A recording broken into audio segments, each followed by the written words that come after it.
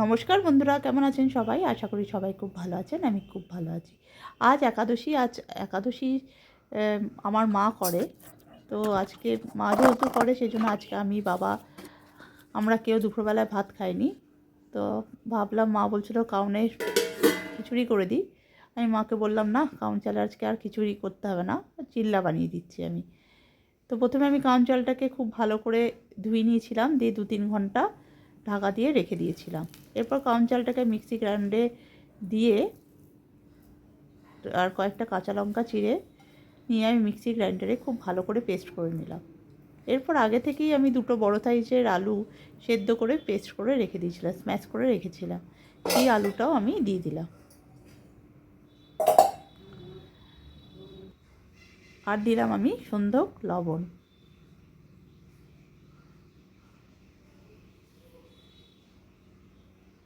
আর আর দিলাম আমি ভাজা জিরে।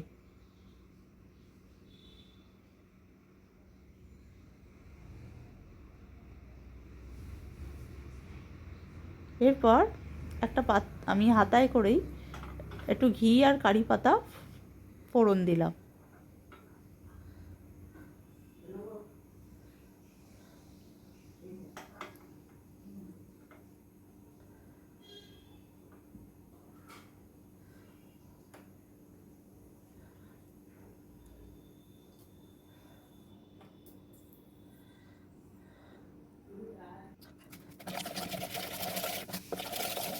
এবার সমস্ত আলু, কাউনের ব্যাটারটা ভালো করে আমি মিশিয়ে নিয়ে আর একটু জল দিলাম। মিক্সি গ্রাইন্ডারে একটু লেগেছিলো, সেটা আমি একটু জলটা দিয়ে দিলাম।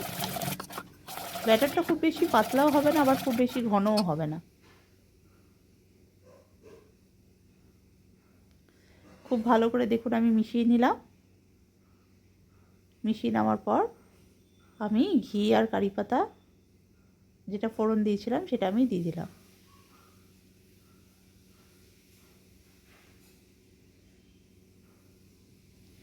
এরপর দেবো আমি অল্প একটু চিনি, হাফ চামচ মতো, আর দেব 1 চামচ মতো ভিনিগার।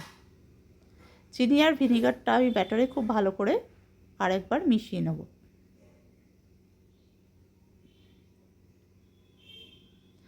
ব্যাস, আমাদের এখানে ব্যাটারটা রেডি হয়ে গেছে। অন্যদিকে কড়াইয়ে আমি ঘি দেব। ঘিটা দিয়ে এক এক করে আমি চিল্লার আকারে গড়ে নেব।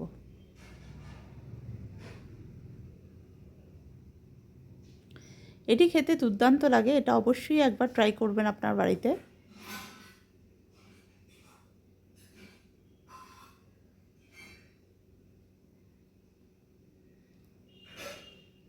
আমি একটু ঢাকা দিয়ে দিলাম। ঢাকাটা দেওয়ার পর আরেকটা পিঠ আমি পাল্টে দিলাম।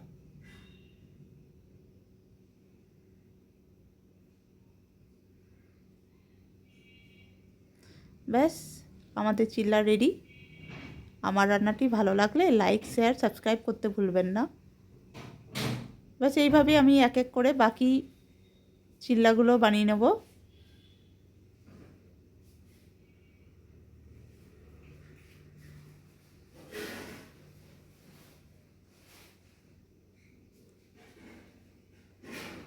উপোসের দিনে এইভাবে একবার কাউনে চিল্লা বানিয়ে দেখুন, আশা করি ভালো লাগবে।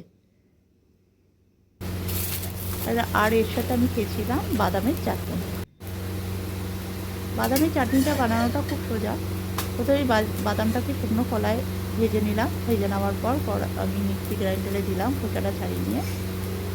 এরপর মিক্সি গ্রাইন্ডারে বাদামটা অল্প একটু জল দিয়ে আমি বেটে নিলাম। এরপর আমি একটু ভিনিগার দিলাম, কাঁচা লঙ্কা দিয়েছিলাম, একটু নুন, চিনি দিলাম।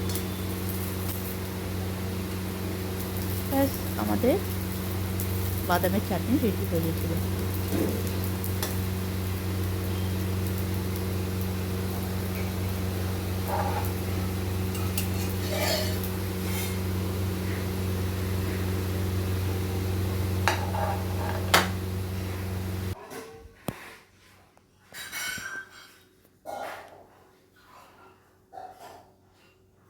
আমার মায়ের তো এটা খুব ভালো লেগেছে, আপনারা অবশ্যই বানাবেন।